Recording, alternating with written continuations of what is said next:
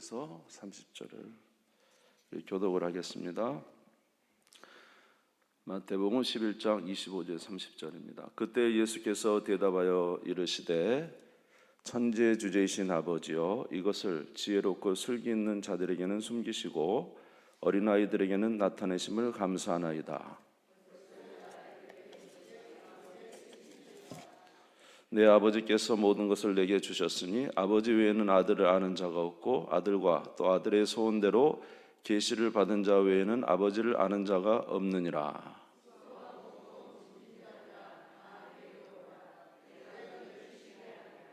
나는 마음이 온유하고 겸손하니 나의 멍에를 메고 내게 배우라. 그리하면 너희 마음이 쉼을 얻으리니. 아멘. 아멘. 예. 역대기 말씀은 또 차후에 한번 전하도록 그렇게 하겠습니다. 이제 오늘 우리가 본문을 읽었지만은 여기 보면 이제 아버지께서 내게 주신 자 외에는 아버지를 아는 자가 없다. 27절에 보면 그런 말씀이 있어요. 근데 11장 말씀을 보면은 11장 앞에 2절부터 쭉 보면 세례 요한이 예수님께 자기 제자를 보냅니다. 보내면서 하는 말이, 예수님, 당신이 정말 하나님이 보내신 그 분 맞습니까? 이렇게 이야기합니다. 그랬더니 예수님께서 하시는 말씀이 다른 말씀하지 않고 맹인이 본다, 못 걷는 사람이 걷는다, 그리고 나병 환자가 깨끗함을 받는다, 못 듣는 자가 듣게 되며 죽은 자가 살아난다고 전해라, 이렇게 말을 했거든요.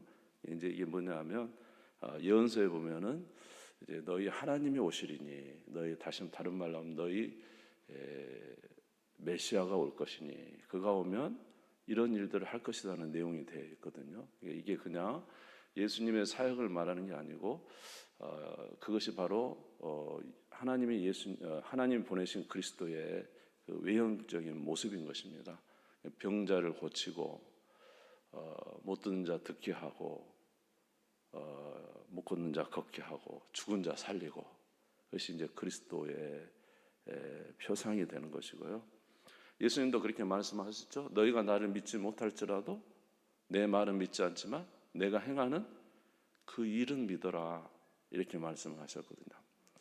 그러니까 이제 세례 요한에게 내가 행한 이 일을 통해서 실족하지 말고 나를 믿으라, 이 말입니다.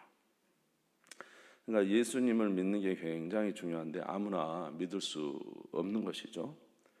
그리고 이 세대가 굉장히 악하여 아무리 하나님께서 그 표징을 보여줘도 믿지 않는다는 것입니다. 자, 우리 11장 16절 17절 한번 읽어볼까요? 16절 17절 시작. 이 세대를 무엇으로 비유할까? 비유하건대 아이들이 장대에서 앉아 제 동물을 불러 이르되 우리가 너희를 향하여 피리를 불어도 너희가 춤추지 않고 우리가 슬피 울어도 너희가 가슴을 치지 아니하였다 함과 같으니라. 아무리 피리를 불어도 춤을 안 추고 또 뭐 가슴을 치며 울면 함께 애통도 해주고 그래야 되잖아요. 근데 세례 요한이나 예수님이 아무리 하나님 천국에 대한 말을 해도 이 세대 사람들이 거기에 반응을 안 해요. 그래서 주님이 안타까운 것이죠. 그러면서 하는 말씀이 뭐냐 하면 우리 21절 한번 보겠습니다. 21절. 화 있을진저 고라시나 화 있을진저 베세다야, 너희의 행한 모든 권능을 두로와 시돈에서 행하였더라면 그들이 벌써 베옷을 입고 제에 앉아 회개하였으리라. 예수님은 얼마나 많은 권능을 행했습니까? 이스라엘에서. 그런데 안 믿는 것입니다. 예수님이 그런 권능을 행해도 안 믿어요. 만약에 그 권능을 저 이방 땅 두로와 시돈에게 행했다면 그들은 믿었을 것이라는 것입니다. 자, 23절도 한번 읽어볼까요? 시작. 가버나움아, 내가 하늘에까지 높아지겠느냐? 음부에까지 낮아지리라. 내게 행한 모든 권능을 소돔에서 행하였더라면 그 성이 오늘까지 있었으리라. 24절.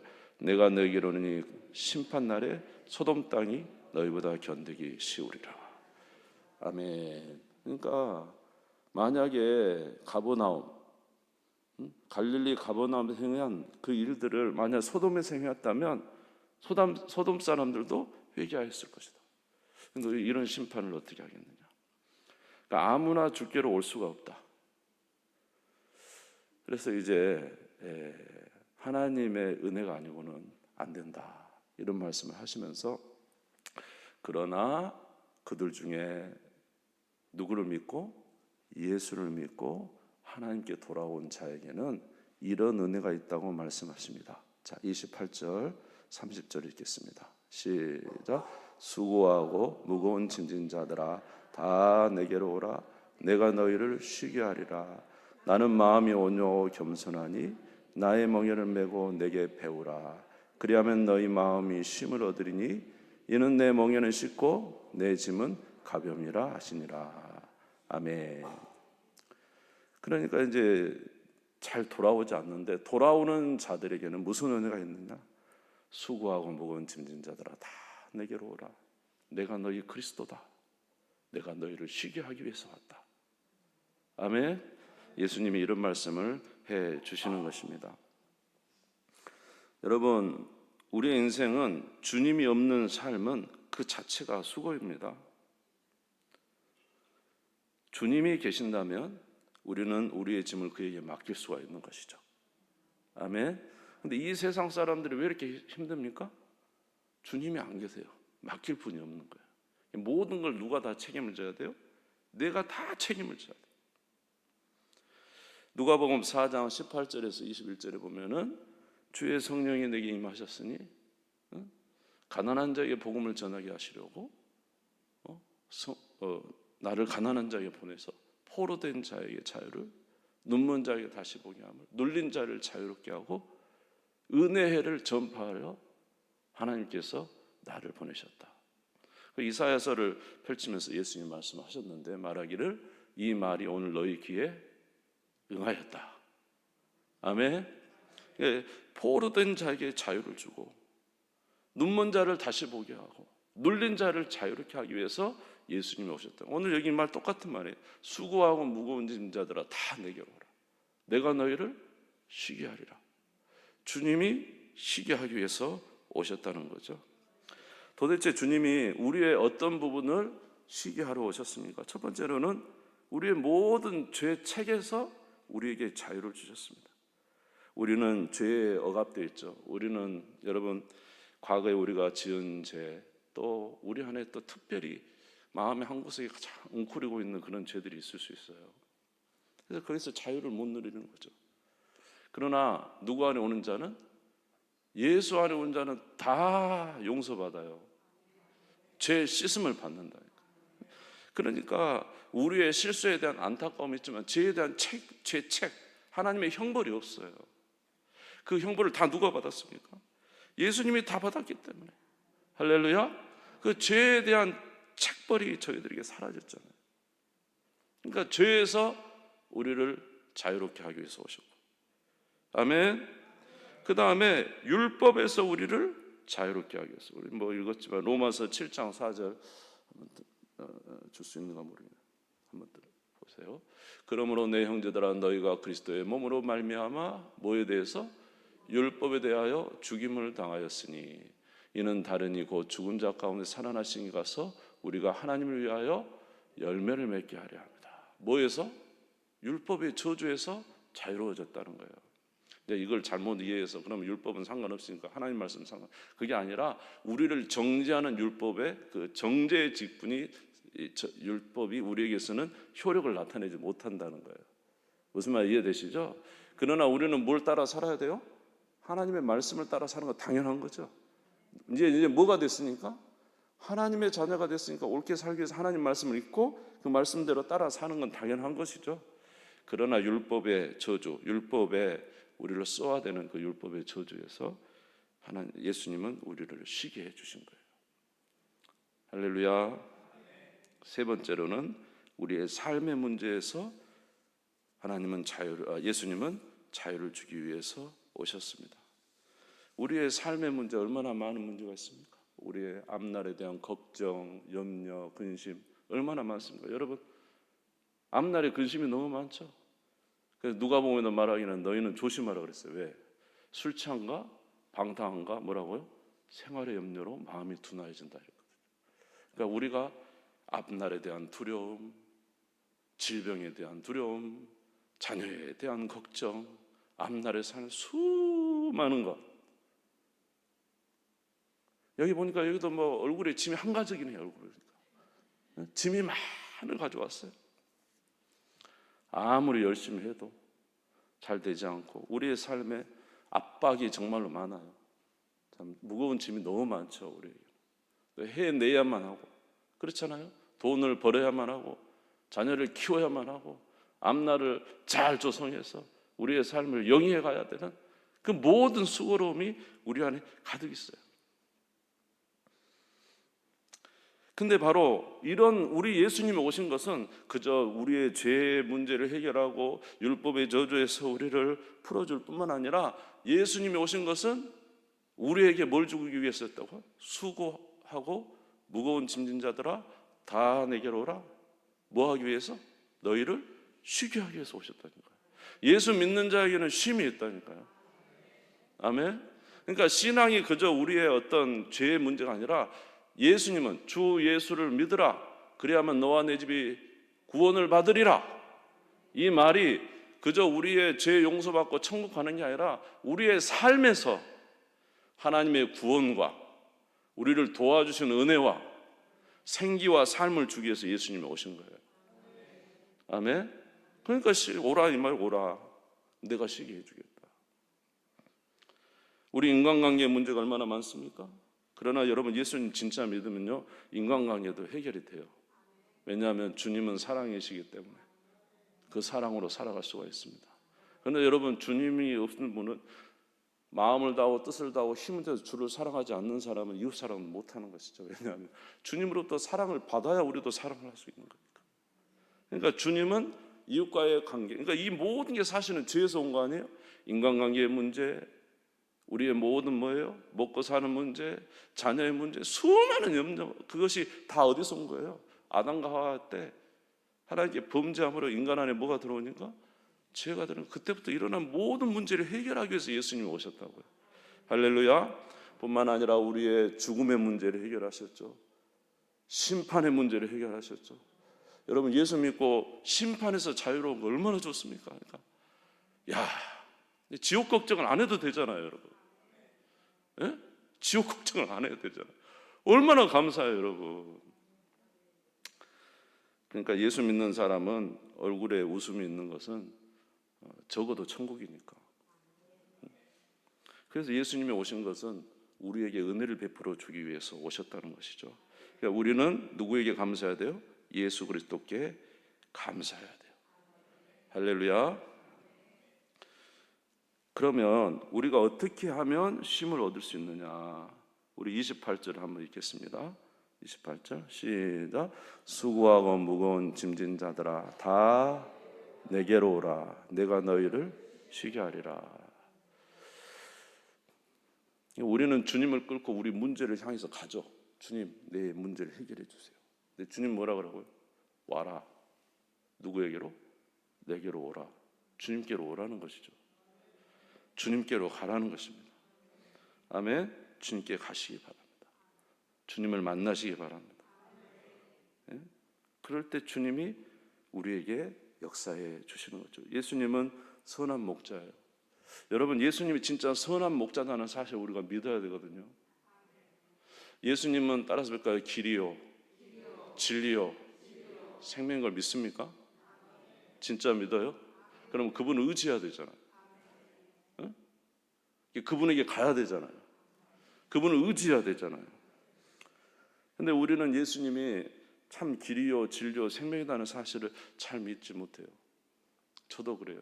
저도 이번에도 목회자들 만나서 얘기했는데, 목사가 그렇게 하나님의 일을 한다고 하면서 하나님을 믿지 않는다는 거죠. 그래서 얼마나 막 질타를 하시는지. 하나님 일을 한다고 하면서 사실 하나님을 배제시키고 지가 일한다 이 말이에요. 우리가 예수님은 길이요 진리요 생명이라고 분명히 고백하면서 주님을 의지하지 않아요. 주님을 의지하면은 앞날에 우리의 삶에 문제가 생길 것 같아.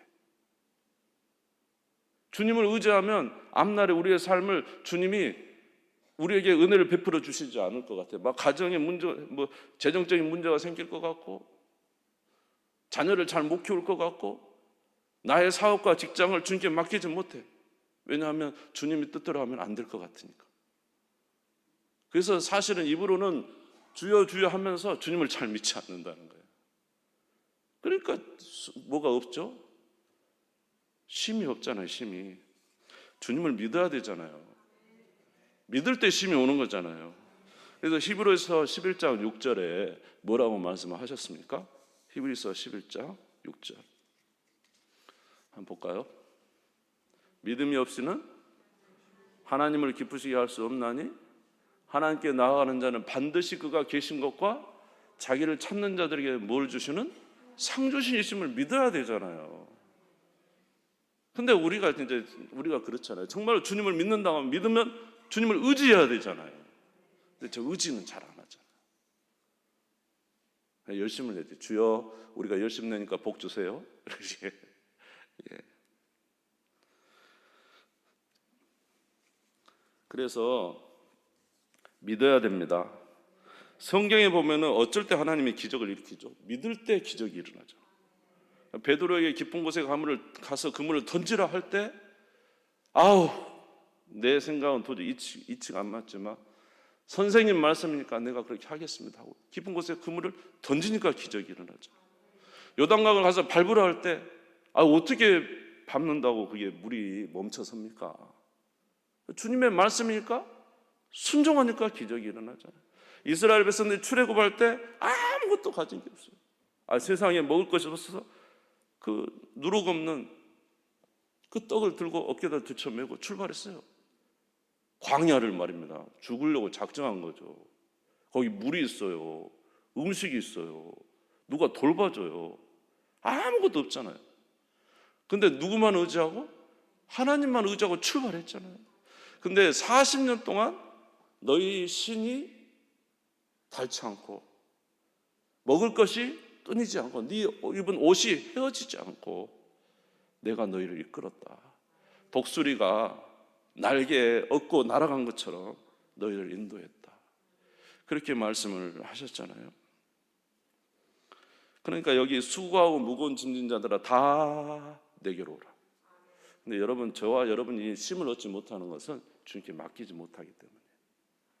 맡겨야 되잖아요. 여러분 쉬고 싶으세요? 별로 안 쉬고 싶으신가 보네. 어거스틴이 이런 말을 했습니다. 어거스틴 아주 우리 신학에서 가장 지금 서기 약 300년, 380년 그때 산 우리 신학의 가장 중요한 분이라고 할 수도 있는데 성 어거스틴, 아우구스티누스라고 합니다. 이분이 젊은 날에 그렇게 방종을 많이 했어요. 그래서 여자도 만나고 만이교에 심취해서 그렇게 살았는데 아무리 해도 마음에 평안이 없는 거예요. 아무리 물질을 많이 가져도 그리고 이제 머리가 좋으니까 사람을 가리키고 그렇게 해도 마음에 평안이 없는 거예요. 그가 나중에 회심하고 주님 앞에 이런 고백을 했습니다. 우리가 하나님 안에서 안식할 때까지는 우리에게 결코 안식이 없습니다. 우리가 누구 안에? 하나님 안에 안식할 때까지는, 다른 말로 하면 주님을 믿고 의지할 때까지는 결코 우리에게 안식이 없습니다. 여러분, 주님을 의지하시기를 주의 이름으로 축원합니다. 그러니까 오늘 수고하고 무거운 짐진 자들아 다 누구에게로 오라?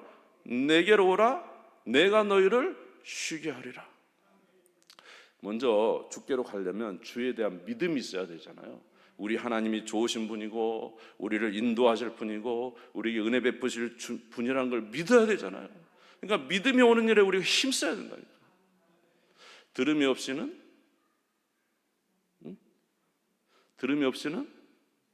믿음이 없어요. 믿음은 들음에서 나오고 들음은 그리스도의 말씀으로 말미암아요. 항상 들어야 되는 거예요. 그래서 하나님 말씀 읽기를 기뻐하셔야 되고, 우리가 믿음이 안 생기니까 뭐 해야 돼? 하나님께 믿음 주십시오. 믿음 주십시오. 믿음 주십시오. 기도해야 되고. 할렐루야. 그렇게 살아가는 우리가 되시기를 주님의 이름으로 축원합니다. 성경에서 예수님께서 뭐라고 그랬어요? 시편 23편 1절에서 2절에 뭐라고 그랬어요? 여호와는 나의 목자시니 내게 부족함이 없으리로다. 그가 나를 푸른 풀밭으로 인도하시고 쉴만한 물가로 인도하십니다. 푸른 초장과 쉴만한 물가로 인도하십니다. 여호와는 내게 부족함이 없다. 여러분, 예수님을 믿는 게 얼마나 좋은 일인지 몰라요. 예수님은 실패가 없어요. 실패한 것들이 실패가 아니에요. 예수님 설령 잘못돼도요, 하나님은 또 피할 길을 내세요. 설령 잘못돼도 우리가 생각할 때 잘못, 여러분 기도의 응답이 없다를 잘못된 겁니까? 기도 응답, 우리가 기도한 대로 안 이루어지니까 그거 잘못된 거, 그거 아닙니다. 하나님은 우리의 기도의 응답이 안 돼도 우리에게 더 좋은 길을 열어주시는 분입니다. 이런 믿음이 있어야 되는 거예요. 오늘 당장 내가 원하는 것을 소유하지 못하고 내가 바라는 것이 되지 않아도 하나님은 선한 목자시다.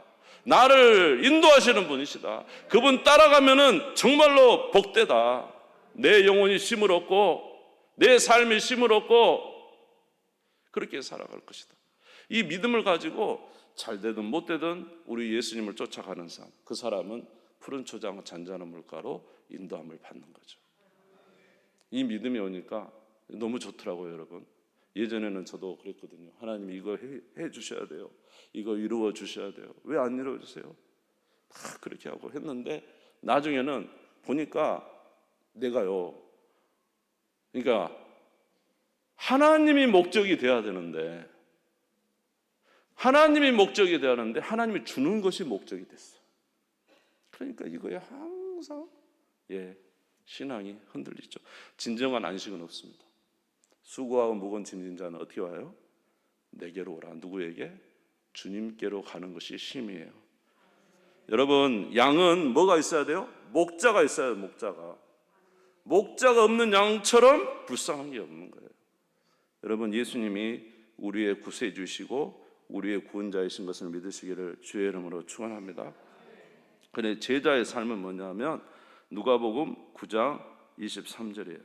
누가복음 9장 23절 같이 한번 읽겠습니다. 누가복음 9장 23절.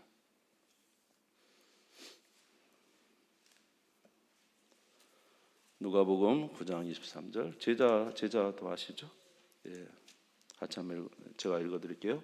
또 무리에게 이르시되, 한번 따라서 하겠습니다. 아무든지 나를 따라오려거든 자기를 부인하고 날마다 제 십자가를 지고 나를 따를 것이니라. 제자도는 다른 거야. 날마다 자기를 부인하고 누구요? 주님을 따라가는 거예요. 주님은 복되신 분이고 은혜 베푸실 분임을 믿으시기 바랍니다. 아멘. 그런데 예수님을 믿는 사람은 여유가 있죠. 왜냐하면 예수님과 함께 살아가니까 여유가 있어요. 그래서 모든 것을 객관적으로 볼 수 있는 눈이 있죠. 그러나 예수님 없는 사람은 지금 진짜 바쁜 거죠. 직장 생활 돈도 막 벌어야 되고 직장도 잘해야 되고 가정도 막 잘 이루어야 되고 내 자식도 잘 돼야 되고 신앙생활마저 내가 열심히 내는 신앙은 또 잘 돼야 되고 막 모든 것에서 막 잘해야 되는 거죠. 근데 안식은 없어요. 진정한 안식은 예수님을 모시는 거예요. 그래서 우리 신앙의 목적은 예수님인 거예요. 그래서 베드로에게 예수님이 물어봤잖아요. 맨 마지막에 네가 이 모든 것보다 나를 더 사랑하느냐. 할렐루야. 그래서 사랑하는 성도 여러분, 주님을 사랑하는 여러분 되시기를 주의 이름으로 축원합니다. 주님이 오신 이유는 저와 여러분을 쉬게 하기 위해서 오셨어요. 나는 마음이 온유하고 겸손하니 나의 멍에를 메라. 메는 건 뭐냐면 주님을 의지하는 거예요. 그러니까 진짜 이제 우리가 신앙생활하면서 너무 이제 간편해진 건 뭐냐? 예전에는 이것도 하고 저것도 하고 이것도 하고 저것도 하는 게 우리 정말로 엄청난 우리에게 있어야 될 과업이 됐는데요. 진짜 이제 아까 말한 대로 베드로야, 네가 이 모든 것보다 나를 더 사랑하느냐? 이 고백을 응답하고 나서는 우리의 짐은 딱 한 가지로 귀결이 돼요. 그것은 뭐냐면 내가 주님을 의지하고 있느냐, 의지하지 않고 있느냐. 주님을 의지하면 주님이 평강을 주시고 주님이 이루어 줄 것이니까. 그러나 주님을 의지하지 못하면 내가 다 해야 되는 것이죠. 그래서 참 우리의 신앙에 어려움이 있습니다. 그러나 사랑하는 성도 여러분, 우리 예수님이 오신 것은 저와 여러분을 쉬게 하기 위해서 오셨어요. 우리 목자가 되어주기 위해서 오셨습니다. 아무나 이런 은혜 얻는 거 아닙니다. 아까 세례 요한에게도 안 믿는 자들이 있고 아무리 기적을 일으켜도 고라신과 가버나움에서 기적을 일으켜도 믿지 않는 사람, 이런 사람들은 이런 은혜를 얻을 수 없어요. 그러나 저와 여러분은 누구를? 예수를 믿어서 하나님의 자녀가 되는 권세를 주신 줄 믿습니다. 여러분 주님을 신뢰하시기 바랍니다. 한번 따라서 할까요? 주님이 다 이루실 것이다. 할렐루야. 여러분 믿습니까? 주님이 다 이루실 것이다. 주님이 가장 좋은 걸로 인도해 주실 것이다. 주님은 항상 우리에게 은혜를 베풀어 주실 것이다. 주님이 가시는 곳에는 실패가 없다. 주님은 언제나 바다에게도 길을 내시는 분이시다. 우리가 실패할 때도 절대 실패가 아니다. 모든 것이 협력하여 선을 이루신 하나님이시다. 이 이제 믿음이 오면은 그저 그 모든 것으로 감사하게 되는 것이죠. 그리고 우리는 이제는 나 자신뿐만 아니라 모든 것을 객관적으로 볼 수 있는 눈도 생기고 남도 좋아질 수 있죠. 그러나 여러분 우리가 주님이 없으면 모든 책임을 내가 져야 되고 정말로 이제 쉼은 없습니다. 어디서 우리가 쉼을 얻겠습니까? 주님 외에는 쉼이 없습니다. 여러분 주님께 가셔서 주님 의지하시고 주님으로 살아가는 우리 귀한 성도님들 되시기를 주님의 이름으로 축원합니다. 우리 주님 세움 부리고 다 같이 기도합시다. 하나님, 아무나 이런 은혜를 얻을 수 없습니다. 장대에서 피리를 불어도 슬피 울어도 동요하는 자 없었습니다. 예수님께서 그렇게 기적을 일으켜도, 그래서 너희가 내게 오면 참 쉼을 얻을 것이라고 그렇게 외쳐도 많은 사람들이 주께로 오지 않았습니다. 오늘 주님은 우리에게도 이런 말씀을 하고 있는 것이 아닙니까? 너희가 그동안 그렇게 많은 신앙생활을 했는데 나는 너희를 쉬게 하기 위해서 왔는데 너희는 지금 정말로 나를 의지하고 있느냐? 주님을 의지하는 것은 멀어서 이제는 우리 자신이 또 이 모든 삶에서 어깨에 짐을 메고 살아가고 있습니다. 하나님 아버지, 우리에게 은혜를 내려주시고 오직 쉼은 예수 그리스도밖에 없다는 사실을 알게 해 주옵시고 주님을 신뢰하며 살아가게 도와 주옵소서. 주님은 우리의 삶에 길을 내시는 분입니다. 주님은 우리의 삶에 은혜를 베풀어 주시는 분입니다. 주님은 결코 실패가 없으신 분입니다. 주님은 모든 것을 협력하여 선을 이루신 분입니다. 모든 것이 약해졌다고 할 때도 하나님 안에서는 결코 잘못된 것이 아닙니다. 이것이 오히려 우리에게 더 큰 복이 되는 것을 믿습니다. 이렇게 살아가는 우리가 되도록 주여 도와 주시옵소서. 우리 주님 세움 부리고 잠시 기도하겠습니다.